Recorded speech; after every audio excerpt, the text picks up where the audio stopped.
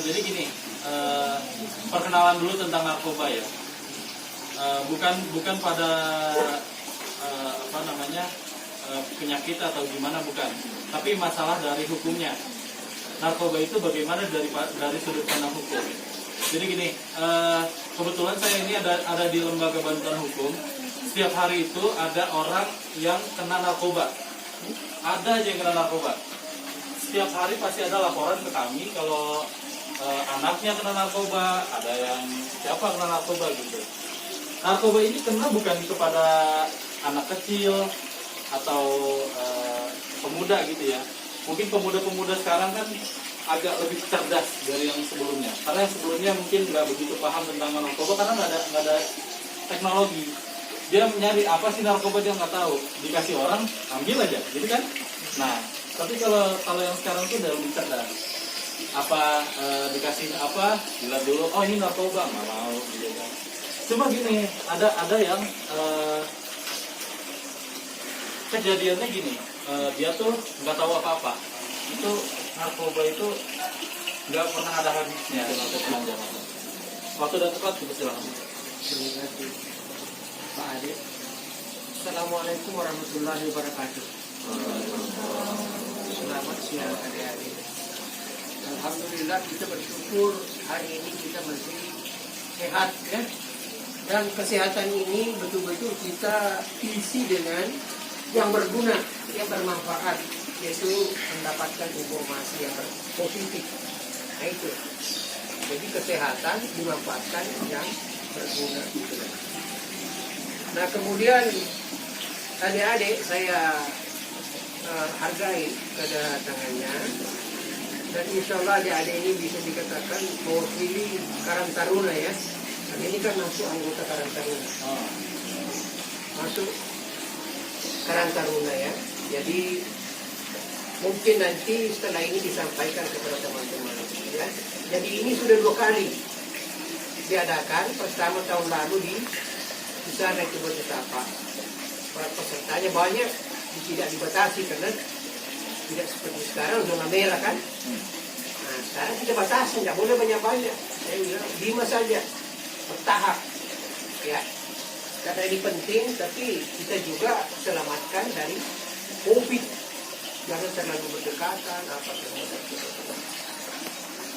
Nah kemudian ini tujuan sosialisasi pemuda dan bahaya narkoba ini di Perum Taman Sari ini sebenarnya itulah yang kita akan sampaikan dan sudah disampaikan tadi prolog ya. Kemudian pengertian tadi sudah disampaikan ya, apa itu narkoba sebagai objek yang kita bicarakan. Pokoknya itu zat ya, zat kimia, bukan zat alamiah ya. Ini zat alamiah ini semacam sintetis yang bisa menimbulkan ini penurunan kesadaran ya. Adik-adik bisa turun kesadarannya, bisa dikatakan halusinasi ya, nanti bicara sendiri atau pokoknya kayak orang gila-gila gitu. Akhirnya kecanduan. Nah itu bahayanya ya. Dasar hukumnya sudah tadi, begitu pentingnya diperhatikan. Pasal 35 ya tahun 2009 itu tentang narkotika, dan dasar hukumnya itu cantolannya ada kan, undang-undang dasar kita ada kan. Jadi tidak membuat aturan, ada cantolannya, yaitu pasal 5 ayat 1 pasal 20 Undang Dasar Republik Indonesia 1945. Begitu pentingnya ini, bukan hanya diatur oleh kepala desa ya, sampai ke Undang-Undang Nomor 8 1976 ya. Yang intinya ini semua mengarahkan kita bagaimana pembatasan ini tindak pidana korupsi, tindak pidana narkoba ya. Kan ada 3 tindak pidana yang besar, ada 3 bukit tindak pidana korupsi harus kita perangi. Tindak pidana terorisme, tindak pidana Apa lagi? Nah ini, jadi ada 3 tindak pidana, tidak tipikor. Ya. Nah itu harus kita selesaikan semua. Kemudian pemberantasan tindak pidana ini tentu ada yang apalah yang bisa kita diancam apa seandainya melanggar ya. Jadi ada ancaman pidana denda. Bisa saja Anda nanti tidak ada pokoknya didenda. Preventif, pencegahan lah. Kalau ada orang tadi udah di Pak Ade tadi, jangan mau di depanmu apa deh, jangan terpengaruh dari godaan itu. Ya, kita harus anak muda di sini kalau ada macam-macam, kamu bersatu. Yang ketiga adalah kuratif. Ya. Artinya kuratif itu kalau ya kita kan tidak bisa bentuk, soalnya sudah kena. Pokoknya pengobatan tuh wajib, jangan dibiarkan ya. Nah, kemudian rehabilitasi, artinya kalau sudah itu kita pemulihan dan sebagainya, diberi obat gitu. Jangan juga dikucilkan, ya kan? Dan yang paling terakhir adalah ya kalau memang sudah tidak ada lagi ini represi. Artinya kita penegakan hukum. Siapa yang awal produsen yang membuat itu barang? Kemudian siapa lagi? Bandar, pengedar, termasuk juga pemakai. Nah undang-undang kita sekarang ini masih pemakai juga kayaknya ada yang pelanggaran hukum, bukan rehabilitasi. Itulah yang memenuhi penjara. Ya kasihan itu. Yang seharusnya ya produsen, pengedar dan penjual-penjual itu ya harus kita janganlah pemakai narkoba yang tadinya coba-coba, nah pokoknya di penjara juga. Nah ini yang kita perjuangkan dan akan mungkin disahkan. Saya kira itu yang penting dan intinya adalah jaga kesehatan, jaga otak. Hari ini anak muda tidak ada intinya kita, tidak ada artinya kita di tengah masyarakat nanti dan ke depan kalau otak kita rusak, kalau rasio sudah rusak, bagaimana tidak rusak? Kalau makan itu, minum itu, ya, udah jaringan ini saraf sudah habis, bego-bego kita semua, kurang sementara, tapi setelah itu merengek-rengek apa semua, pokoknya rusak semua kehidupan. Siapa mau jadi pemimpin kalau bukan adik-adik? Tidak ada. Nah kalau begini semua, ya, ribuan kilo, ribuan utusan, jutaan orang sudah kena terbebani. Saya kira itu Pak Ade, mudah-mudahan adik-adik ini yang kita. Dan terima kasih atas kehadirannya anggota Karang Taruna yang anak muda kompleks ini. Dan juga adik-adik putri dari SD, SMP. Memang saya undang anak-anak semua ini supaya tidak ada tergoda daripada penjual-penjual narkoba. Ya, kita mohon kepada Allah SWT, mudah-mudahan kita diberi jalan yang lurus, diberi pedoman yang baik, diberikan ingatan, diberikan keselamatan dimanapun kita berada, sehingga kita tidak tergoyah dan tidak tergoda daripada godaan-godaan peredaran ini, peredaran setan ini sebenarnya. Oke, marilah kita menutup bacaan Alhamdulillah. Ya mungkin ada masih ada pertanyaan atau apa? Ini narkoba ini kan diatur dalam Undang-Undang Nomor 35 tahun 2009 tentang narkoba. Teman-teman, di dalam undang-undang itu yang dipakai cuma tiga pasal yang biasa dipakai. Itu pasal 112 sama 123 sama 127. Apa bedanya? 112 itu adalah pengedar.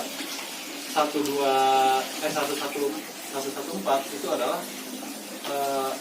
kurir. Nah, 127 adalah pemakai. Tapi kalau misalnya untuk penggunanya itu bukan sabu, tapi dalam arti ganja itu kan bentuknya tanaman. Itu digunakan pasal 111. Nah, kalau pasal mungkin nggak begitu paham lah ya, tapi gini, yang lebih parah itu adalah hukumannya. Hukumannya beda banget. Pasal 127 pemakai itu cuma ya nggak bisa nggak sampai setahun, bisa cuma beberapa bulan, tapi dengan syarat harus rehabilitasi. Pernah dengar ya? Rehabilitasi. Nah, kalau misalnya dia itu pengedar atau kurir, itu di atas 5 tahun atau 6 tahun, 7 tahun bisa. Tergantung dari barang bukti yang di itu. Contoh kemarin ada teman di UMJ, Universitas Muhammadiyah Jakarta. Jadi dia pemakai, dia nggak punya barang bukti apa-apa, cuma dia hasil urinnya positif. Ditangkap sama polisi, kan nggak punya bukti apa-apa kan, tapi dia tetap kena karena urinnya positif dan dia ternyata dilaporin, dicepuin bahasanya sama yang jual itu. Jadi misalnya saya beli dari abang ini, terus saya udah beli, abang ngasih tahu ke polisi kalau saya yang beli, jadi saya ditangkap, udah.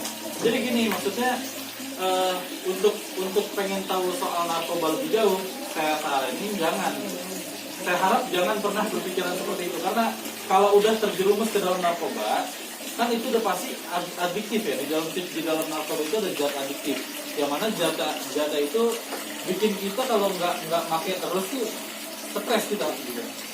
Kayak ngerokok nih, orang-orang yang ngerokok misalnya, ya nggak tahu sih abang ngerokok apa enggak. Ini jarang. Kalau orang yang ngerokok tuh gini, orang ngerokok sehari nggak ngerokok aja, bisa pusing gitu. Nah, narkoba lebih parah. Dia bukan soal bikin pusing, bikin badan jadi rusak. Ada yang tangannya tinggal gitu doang, tulang doang gitu kan. Kebetulan baru kemarin saya dari rutan Depok itu, rumah tahanan Depok, itu di dalam itu banyak banget terpidana orang yang udah dihukum karena narkoba. Yang lebih kesian tuh bukan kitanya. Kalau kita mah pakai narkoba ya udah kita yang rugi. Tapi yang lebih rugi lagi siapa? Orang tua. Karena apa? Karena kalau hukuman 5 tahun itu harus didampingin pengacara. Tahu nggak biaya pengacara berapa? Mahal pengacara. Daripada bayar pengacara mending beli tanah, gitu maksudnya. Jadi buat teman-teman semua nih, kalau misalnya ada yang nawar-nawarin narkoba sejenisnya lah, narkoba itu jenisnya banyak, sabu, ada ganja, ada tinte termasuknya, banyak lah. Rokok gorila juga sama. Jadi jangan pernah mau. Kalau misalnya udah terjerumus sekali aja, Boleh dengan coba-coba dulu sedikit, sekali saja. Sekali aja nggak pernah, nyentuh aja jangan deketin narkoba, karena kita punya masa depan, teman-teman semua punya masa depan. Orang tua juga berharap lebih sama teman-teman, jangan sampai karena ulah kita sendiri kita mengecewakan keluarga, ngecewain teman-teman.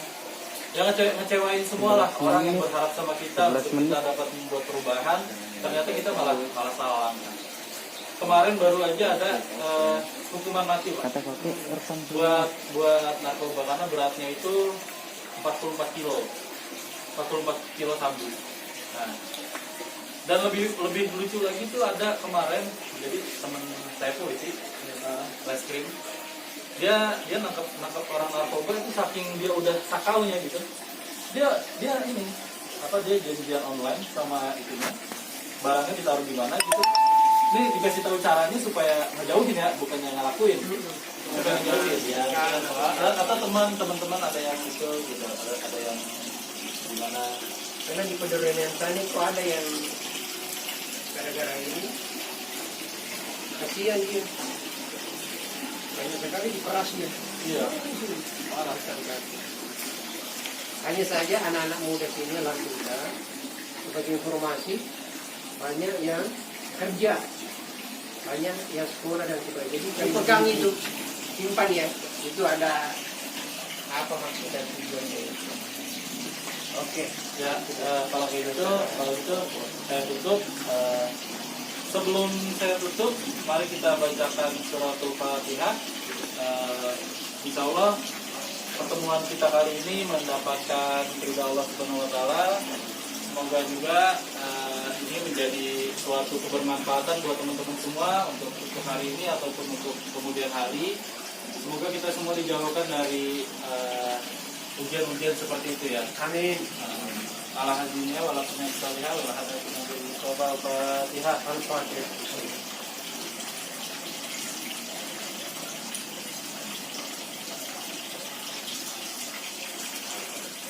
Ya, saya tutup. Mohon maaf atas kesalahan-kesalahan yang saya ucap. Bila saya. Assalamualaikum warahmatullahi wabarakatuh. Oke.